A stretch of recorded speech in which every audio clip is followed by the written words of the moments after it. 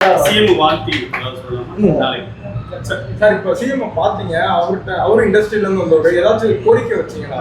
ஏன்னா அவரும் இண்டஸ்ட்ரியில இருந்தவங்க அதில் இருக்க பெயின்ஸ் இல்லை, ஆக்சுவலாக எனக்கு வந்து ரொம்ப க்ளோஸ் அசோசியேஷன் அவர் கூட நட்பின் ரீதியாக தான் பார்க்க போனேன். ஜென்ரலாக ஃப்ரீயாக பேசிக்கிட்டு இருந்தேன்.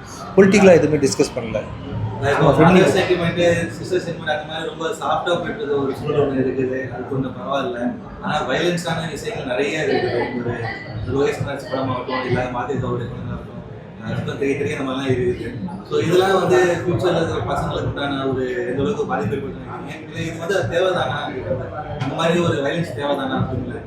இல்லை, படன்றதை படமாக பார்த்துட்டிங்கன்னா பெட்டர். ஆக்சுவலாக வயலன்ஸு ரொம்ப நாளாக எம்ஜிஆர் சார்லேருந்து வந்து கையில் கத்தி வச்சு சண்டை போட்டிருக்காரு. அப்போ நீங்கள் சிலம்பு சுற்றுறன்னு அழகாக சொல்லிட்டீங்க. அப்புறம் வந்து வால் சண்டை போட்டிருக்காரு.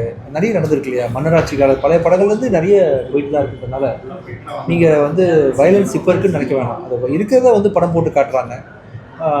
அதவே வந்து செல்லிங் பாயிண்ட்டாக யூஸ் பண்ணி பண்ணுறதை வேணால் தவிர்க்கலாம், கொஞ்சம் குறைச்சிக்கலாம்.